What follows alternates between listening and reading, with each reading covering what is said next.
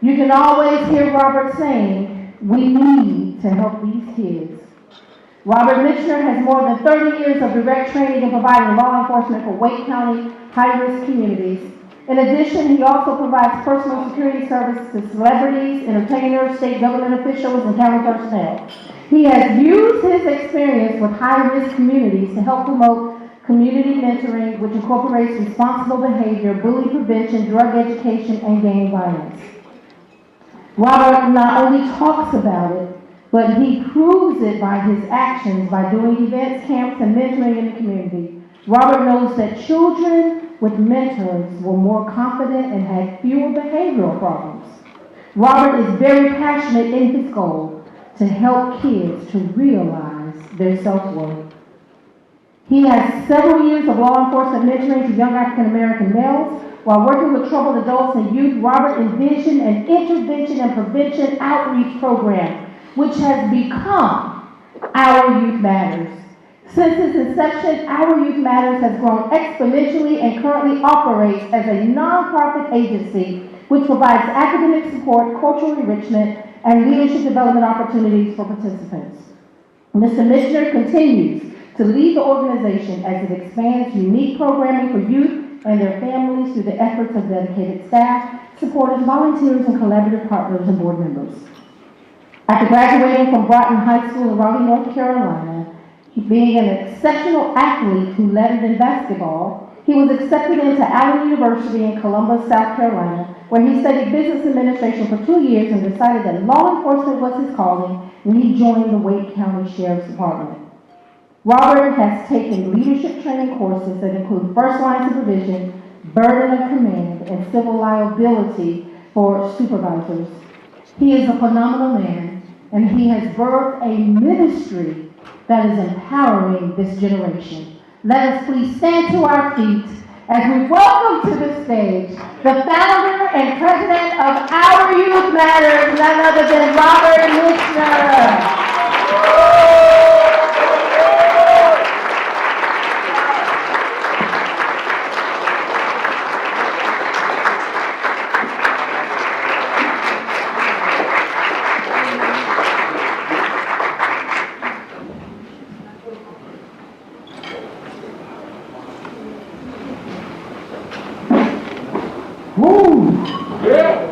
I am grateful.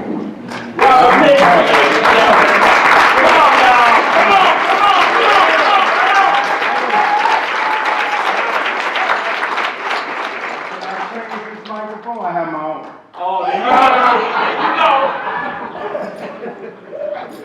Thank you. Just lay it down.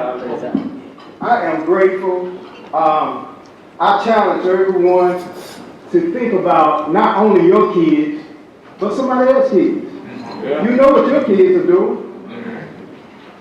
They're in school, they're doing right, they're behaving. But what about old Johnny that's on the side, on the corner? Stop by, talk to him, see how he's doing. I had a friend one day, he would always tell me, he's a pharmacist. He would always say when he leaves his house, he'll drive down the road and he has a black Mercedes. Young kid down in the stand and say, well, nice car, Mr. Holland, nice car. So I'm saying, he tells me, he come back and he tells me what the child said. I said, well, you might want to stop and talk to him. Just trying to find out what you do. It says, the next day, same kid. He rides by, same kid. He compliments on him on the way he's dressed. I said, well, stop by, talk to him, tell him how you got this nice suit, what kind of work you do, how you get paid, how did you get this suit? He said, well, man, I just don't have time. I don't have time, I'm so busy.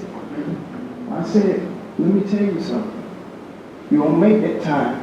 That same kid will be the same kid that break into your house. Yes, sir. Rob your house, steal from your kids, and might even do some bad things to your kids. Oh man, I don't know. I just don't know. I said, well, hey, do what you want to do. So not long after this, about a week later, that same kid broke in his house. What? Look at that. Broke in his house, and I said, he told me, I said, well, listen, if you would have did what I said, do, that same kid might have broke in the next house. But he would have protected your house. He would have said, no, not this house, but wait in the next house. Let's go get that house. So, Robert, and now the kid standing on the corner wearing his shirt that he used to wear. but anyway, I'm not going to talk long. I'm basically, I have a friend here. I'm a deputy sheriff, honored to be a deputy sheriff. And I've learned a lot. Man, sheriff's department, law enforcement has, wow. But my mentor that started me on my journey was Lim Barney. He saw a young kid, just as these guys here, setting up for a banquet. He started setting up for a banquet, and I was in there lifting a table. Lim Barney is an ex-NFL Hall of Fame. And he put his bags on. He called me Coach. He said, Coach, if you don't lift that table right, you're going to hurt yourself. So he put his bags down. He helped me move the table.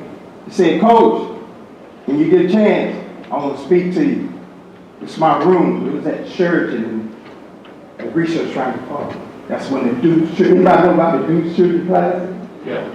That's when they used to bring celebrities in to raise money for these young kids. So I looked at my friend and I said, I don't know this guy. I'm not going up to his room. I don't know this man. That's right. So I said, well, you don't never know when your opportunity. That was an opportunity for me. So I grabbed my friend and I said, hey, let's go to his room. So I went to his room and he began to throw clothes and he threw tennis racks, tennis shoes, and he threw it on the bed. He said, hey, I'm showing you this because I'm a celebrity. But you're no different. I like you. I want to take some time to get to know you, introduce you to some of my friends, which are celebrities. He took me around to meet his Franco Harris. Some of those people like that stuck with me. I met Franco Harris' wife and family and everything. They were so nice to me. And that was on a Saturday. He flew back to Springfield, Michigan on a Sunday. That Sunday, I had gave him my number, but he never gave me his. That Monday morning, he called me. And my dad had sent that picture with me, so he was living. And my nickname, Chucky Brown, that plays for the NBA, where he's retired now. They called him, my nickname is Bucci. So my dad yells down the hallway, he said, Bucci! Telephone. So I go to the phone. And it's Lim Barney. He said, Cole, I forgot to give you my phone number. I said, Lim, I need to come see you. I want to hang out with you. He said, come to my house anytime you want. So I got my coins together, called my friend. I didn't want to go by myself. This is the first time. I really didn't know him. That's right. So I called Lim back, and I said, hey, I'm coming. So we went. I got there. It was such amazing. I stayed 3 weeks with him. He changed my life in moment, and it stuck in my heart. And he would always take me around to see kids. He would always, every autograph signing, every commercial, everything like that, I was there, but I was standing in the back. Every telethon that he was raising money for, I was there, I was standing in the back. So one day we sitting in the living room, and we hear a ring at the door, and all of the four tops are at the door. So the four tops, Levi and them, so they come in, and all of us are sitting around the table eating turkey spaghetti. I don't eat meat now. It looks like I eat meat, but I'll eat it now. Well, that was the first time that I had turkey spaghetti. But he opened up a door, and he said to me that these guys are no different than you. He said, what they have, you can have more. He said, I believe in you. But the biggest thing that I got out of that, the biggest thing, he didn't know me. I stayed in that man's house. Do you know I could have went to his kitchen, grabbed a butcher knife, went up the steps and did something nasty, ugly to him. But he took a chance on me. He took a chance on me.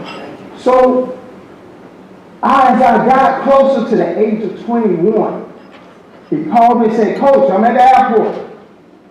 I said, he said, come pick me up. So I go pick him up. He said, but if you know where the sheriff of Wake County, the head of the sheriff of Wake County lives at, take me by him. I said, I know where he lives, but I don't know him. He said, well, take me over there, Coach. I took him over there. We go in the kitchen. And we sit at the kitchen table, Big John with his big hand, and then Barney grabs me.